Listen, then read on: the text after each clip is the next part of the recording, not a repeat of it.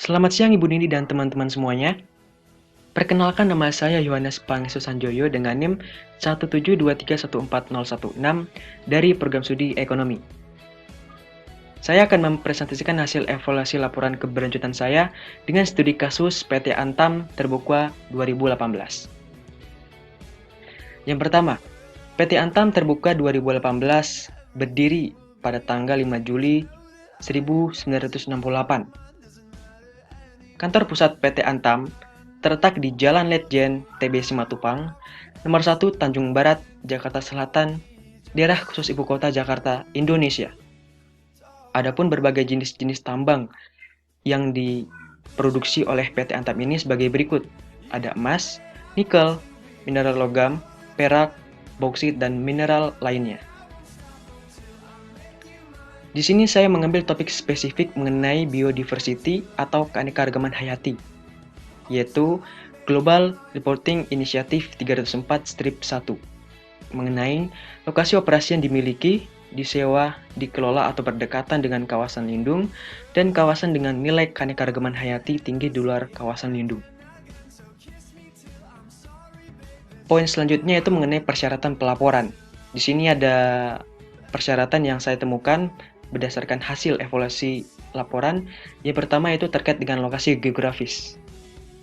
Saya mendapat informasi berupa di Maluku Utara, Pulau G dan Pulau Pakal, dan Jawa Barat di Kabupaten Bogor. Yang kedua, yaitu tanah di bawah permukaan dan bagian di bawah tanah yang mungkin dimiliki, disewa, atau dikelola oleh organisasi. Saya mendapatkan informasi berupa yaitu tanah dikelola oleh PT Antam, termasuk juga izin pinjam pakai kawasan hutan, tapi ada juga sejumlah area operasi Antam yang berdekatan dengan status lindungi. Di sini ada kesimpulan dua, yaitu PT Antam mengelola dan juga menyewa. Yang ketiga, terkait dengan posisi dalam kaitannya dengan kawasan lindung di dalam kawasan, berdekatan, atau terdapat bagian yang merupakan kawasan lindung, atau kawasan dengan nilai keanekaragaman hayati tinggi di luar kawasan yang dilindungi. Informasi yang didapat berupa PT Antam senantiasa memastikan kepatuhan atas peraturan yang berlaku seperti IPPKH dan program kerja yang sesuai RKL-RPL. Yang keempat, yaitu terkait dengan jenis operasi, kantor, manufaktur atau produksi atau ekstraktif. Informasi yang didapat berupa yaitu PT Antam masuk dalam kategori kegiatan operasi produksi emas dan mineral lainnya.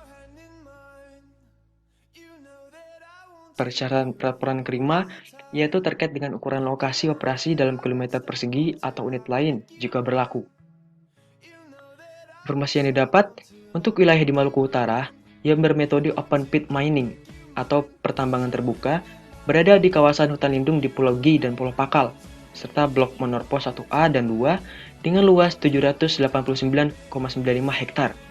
Sedangkan di Kabupaten Bogor, Jawa Barat seluas 22,38 hektar. Yang keenam, nilai keanekaragaman hayati ditandai oleh atribut kawasan lindung atau kawasan dengan nilai keanekaragaman hayati tinggi di luar kawasan lindung, ekosistem daratan, air tawar, atau maritim.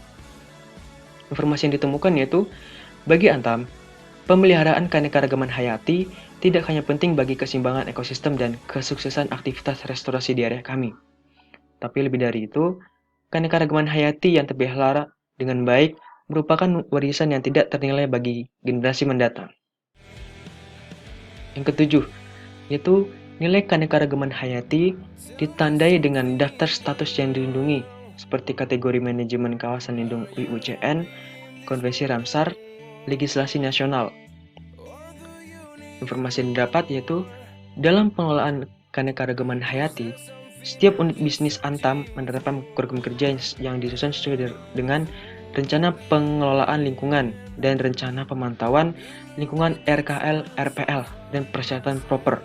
Nah, persyaratan proper ini merupakan persyaratan dari Dinas Lingkungan Hidup.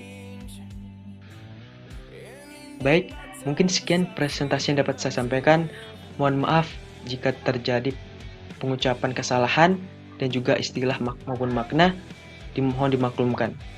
Sekian presentasi dari saya, sekian dan terima kasih.